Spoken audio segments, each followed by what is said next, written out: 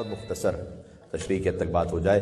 ارشاد اقدس الہی ہے قل اعوذ برب الفلق، بسم اللہ کے بعد اللہ سبحانہ وتعالیٰ نے فرمایا کہ اے رسول آپ کہہ دیجئے کہ میں پناہ مانگتا ہوں، قل اعوذ برب الفلق، اس پروردگار کی کہ جو صبح کا رب ہے، صبح کے رب کی پناہ مانگتا ہوں۔ دیکھیں دو لفظ ہیں عربی میں، ایک ہے یعنی جس سے پناہ مانگی جائے جس شے سے، اور ایک ہے کہ جس کی پناہ میں جایا جائے۔ تو اللہ کی پناہ میں جا رہے ہیں ہم، تو جس کی پناہ میں جاتے ہیں اسے کہتے ہیں المستعاذ بہ، اور جس سے پناہ میں جس سے بچتے ہوئے جا رہے ہیں اس کو کہتے ہیں المستعاذ منہ۔ یہ جو دو سورہ ہیں نا، سورہ فلق اور سورہ ناس، یہ ایک ساتھ نازل ہوئے تھے، معوذتین انہیں کہا جاتا ہے۔ حضور پر سحر کرنے کی کوشش کی تھی یہودیوں نے، اور اب اس میں جو روایات ہیں اس میں اسرائیلیات بہت شامل ہو گئی ہیں، یعنی حضور کے عقل پہ اثر ہو گیا نعوذ باللہ، اور حضور کو کام کرتے تھے تو بھول جاتے تھے، یا کام نہیں کیا ہوتا تو سمجھتے تھے کہ میں نے کر لیا ہے۔ یہ ساری چیزیں آپ کو مسلمان کتابوں میں ملیں گی، جبکہ آپ دیکھیے کہ اللہ تعالیٰ نے جو مخلوقات خلق کی ہیں، ایک حوالے سے اس پہ پہلے تھوڑی سی میں نے بات بھی کی ہے، جمادات ہیں، پھر نباتات ہیں، پھر حیوان ہے، پھر انسان ہے۔ جمادات میں اس کا وجود ہے، جسم ہے، باڈی ہے، پہاڑ وغیرہ وغیرہ، زمین ہے، اس کے اوپر نباتات ہیں، ان میں جسم کے ساتھ گروتھ بھی ہے، پھر حیوان ہیں جن میں جسم کے ساتھ گروتھ کے ساتھ حرکت بھی ہے، متحرکون بالارادہ، اپنے ارادے سے حرکت کرتے ہیں، اور پھر انسان ہے کہ جس میں باڈی بھی ہے، گروتھ بھی ہے، حرکت بھی ہے، اور عقل بھی ہے۔ اچھا، یہ جو عقل ہے، اسی عقل میں ساتھ ساتھ چونکہ خواہش بھی ہے، تو غور کیجئے گا آپ کو کبھی بھی جمادات میں یہ نہیں ملے گا کہ وہ یہ کہیں کہ ہم نباتات ہو گئے، وہ دعویٰ کر لیں، یا نباتات یہ دعویٰ کرنے لگیں کہ ہم حیوان ہو گئے، یا حیوان یہ دعویٰ کرنے لگے کہ ہم انسان ہو گئے۔ انسان میں آپ کو ملے گا کہ وہ دعویٰ کرنے لگے کہ میں خدا ہو گیا ہوں، یا میں جھوٹا نبی ہو گیا ہوں، چونکہ اس کے اندر خواہش بھی ہے تسلط کی، لہٰذا اس کو کنٹرول کرنے کے لیے وحی کی ضرورت ہے۔ صحیح؟ تو جس پیغمبر کو اللہ سبحانہ وتعالیٰ نے جس زمانے میں بھیجا، وہ اپنے زمانے کا عقل مند ترین انسان ہونا چاہیے، اس لیے کہ اسے عقل کو کنٹرول کرنا ہے، انسان کے اسے راہ راست پہ رکھنا ہے۔ تو حضرت ابراہیم علیہ السلام اپنے زمانے کے عقل مند ترین انسان ہیں، حضرت موسیٰ علیہ السلام اپنے زمانے کے عقل مند ترین انسان ہیں۔ بات واضح ہو رہی؟ سرکار ختمی مرتبت ان سے بڑا عاقل کائنات میں وجود نہیں رکھتا، تو کیسے ممکن ہے کہ یہودی اگر کوئی سحر کر لیں تو جو کائنات کا سب سے بڑا عاقل ہے اس کی عقل پہ کوئی اثر ہو جائے؟ تو یہ حضرت موسیٰ علیہ السلام کے سامنے بڑے جادوگر تھے فرعون کے دربار میں، سب مل کر کچھ نہیں بگاڑ سکے حضرت موسیٰ کا، تو حضرت موسیٰ تو ایک امتی ہیں میرے نبی کے، تو ان کا کیسے کوئی بگاڑ سکتا ہے کچھ؟ یہ ضرور ہے۔ اب روایات اگر ہے تو اس کو حل کیسے کیا جائے کہ حضور کے جسم میں تکلیف ہوئی تھی اس وجہ سے، ٹھیک ہے؟ تو اب سحر تو اس کا مطلب ہو گیا، اگر سحر ہے اور جسم تک بھی پہنچا تو جسم میں تکلیف ہوئی، تو دیکھیں جسم میں تکلیف ممکن ہے، کیا نبی کو تیر نہیں لگتے؟ کیا ان کو تلوار نہیں لگتی؟ کیا ان کے جسم پر اثر نہیں ہوتا؟ کیا ہوتا ہے؟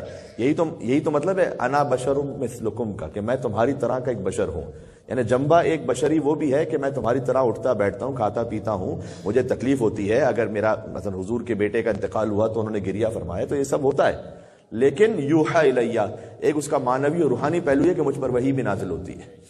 تو حضور پر سحر کرنے کی کوشش کی گئی، لہذا ان دو سوروں کو حضور نے پڑھا۔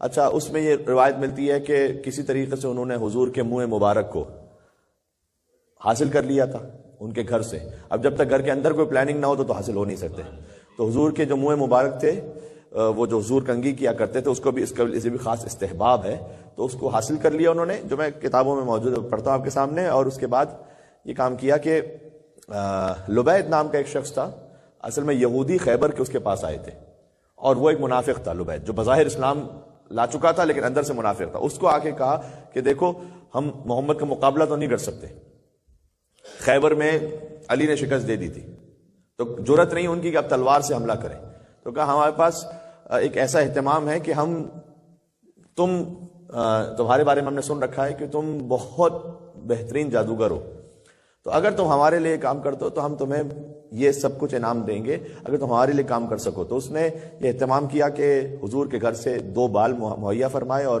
اس کے بعد اس میں 11 گرہیں لگائیں، بالوں میں 11 گرہیں لگائیں، اس کو ایک وعران کے کنویں میں پھینک دیا اور اس کے اوپر پتھر ڈال دیا اور اس کے اوپر کچھ پڑھ کے پھونکا اس نے. یہ کتابوں میں موجود ہے. حضور کے جسم اتھر میں تھوڑا سا درد محسوس ہوا، اللہ سبحانہ وتعالیٰ نے وہی نازل کی. یہ 2 سورہ نازل ہوئے ایک ساتھ، سورہ فلق اور سورہ ناس، جس کی 11 آیتیں ہیں، دونوں کو ملا کر جس کی 11 آیتیں، 5 اور 6 غور کیجیے گا. اور پھر حضور وہاں پر اس مقام پہ پہنچے جہاں پر ان کے بال تھے اور ایک ایک گرہ کو کھولتے جاتے تھے اور ایک ایک آیت کو پڑھتے جاتے تھے. قل اعوذ برب الفلق، ایک گرہ کو کھولا. اللہم صل علی محمد وآل محمد. یہ اس کا اللہم صل علی محمد وآل محمد، یہ اس کا مختصر تعارف ہے. تو اس خاطر ہے کہ نظر بد سے محفوظ رہنے کے لیے، اپنے آپ کو جادو سے محفوظ رکھنے کے لیے اس سورے کی تلاوت، اس کی بہت اس کا تاثیر، اس کا اثر ہے. اس کو تلاوت کریں، پانی میں دم کر کے پئیں، بچوں کو بھی پلائیں. اور چونکہ یہ قرآنی وظیفہ، اس میں کوئی حرج نہیں ہے بلکہ باعث ثواب ہے. تو حضور پہ خاص معوذتین، اسے بعض اوقات اصطلاح مطلب اس میں کہہ دیتے ہیں معوذتین ہے، 2 تعویذ. معوذتین تعویذ سے 2 سورہ در حقیقت تعویذ کے طور پر نازل ہوئے تھے، سورہ فلق اور سورہ ناس، سورہ نمبر 113 اور 114. اچھا، اس میں ایک دلچسپ قول ہے اور اس سے ہم اپنے مذہب کے لیے ایک استدلال بھی کرنا چاہتے ہیں. حضرت عبداللہ ابن مسعود، جن کا خود مذہب تشیع میں بڑا احترام ہے، لیکن بہرحال ان کا ایک قول ہے جو اہل سنت کتابوں میں موجود ہے، اور وہ بھی کوٹ کرتے ہیں اسے، کہ ان کے مطابق یہ جو 2 آخری سورہ ہیں در حقیقت یہ قرآن کا حصہ نہیں ہے. ان کے نظریے کے مطابق کہ یہ رسول اللہ کو فقط اس جادو کے اثر کو ختم کرنے کے لیے نازل ہوئے تھے، اس کا قرآن سے تعلق نہیں.